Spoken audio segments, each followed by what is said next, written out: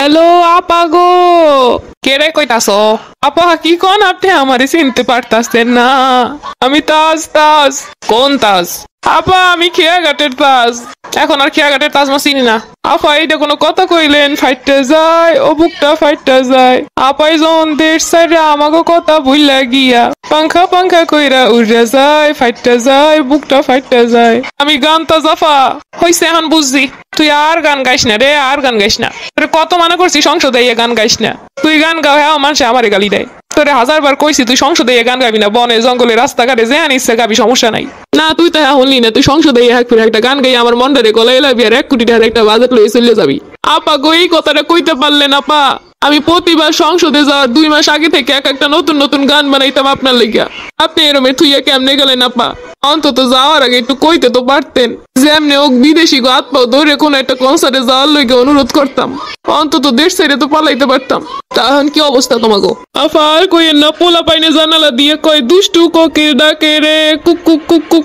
রাত 3টা 4টা বাজে খালি এই গান গায়। আমার বাড়ির সামনে দিয়ে পোলা পাইন গেলেই কেমন যেন সোয়ে টিপ দেয়, ইশারায় ইশারায় ডাহে। আফা যাই হোক, দেশে যখন আসো সাবধানে থাকো। আফা গো আপনি এটা কোনো কথা কইলেন? আফা গো আপা আপনি দেশে থাকতো আপনার চরণ তলে ঠাই চাইছি, এখন আপনার চরণ তলে একটু ঠাই দেন আপা। এগুলো বইলে কোনো লাভ নেই, এটা তার আমার বাপের দেশ না। আগে যা চাইছো দেওয়ার চেষ্টা করছি, এখন সম্ভব না। আপা গো এখন আমরা কি করবো একটু কইয়ে দেন। তোমরা আর কি করবা, বেশি বেশি তাহাজুদ পড়ো। আপা আপনি যে রকমের পোল্টি মারবেন আগে কইতেন, আপনার এত তেল দিতাম না। এখন যে অন্য কারো দুয়ারে যাবো এই অবস্থাও তো নাই। আফা দেখো বিদেশি কোনো কনসার্ট টনসার্ট করতে পারো কিনা, তাইলে তো যাইবো। আফা আগে তো আমার ক্ষমতা দেয় বিভিন্ন দেশে রাত পদরে যাইতাম, এখন তার কেউ নিব না। এইটাও বড় কথা না, বড় কথা হইলো পিঠ বাজাই না। পিঠ বাজামু কেমনে? এই পড়তো গান গামু। হন এত পেশাল পারিস না, তোরে যা দিছি এটাই তো অনেক। ইয়ে নিয়ে এখন আল্লাহ বিল্লাহ কর। ইজি নৌকাইতে জাপ দিয়ে আমাকে নৌকা সহ ডুবাই দিলে নাফা। তোকে কারণে আমার দেশ ছাড়া লাগছে, বেশি কথা কইস না। তোদের বেশি বাড়তে দিয়ে আজকে আমার এই অবস্থা হয়েছে, এই পরিণতি হয়েছে। আফা কই না কইয়ে না, আমের ব্যাপারে যা জানি সব কিন্তু জনগণের কইয়ে দিমু। দিয়ে কইয়ে তো আমার কি এখন আর ক্ষমতা লাগবো না কিছু না, দেশ ছেড়ে চলে এসে যা পারো কর। কাকা এতদিন আমের দলে আসলাম, আমের কথা আর কইলাম না। কিন্তু আমের কাউয়া কিন্তু ঠিকই খোঁচা দিলে সব কয়ে দিব। আগে কইছিলাম কাউয়ারে আগে বাদ দেন, দিলেন না। কাউয়ার জায়গায় যদি আমারে দিতেন আজকে এই অবস্থা হইতো না। বুঝছি কি যে কতদূর আমার উঁচু করে ধরছেন তা বুঝতে পারতাছি এখন। এই যে লুটুর পাটুর এগুলোকে আমি করছি, এগুলো তো তোরই কাম। তোরা সবগুলাই লুটুর পাটুর করে সব দোষ হয়েছে এখন আমার।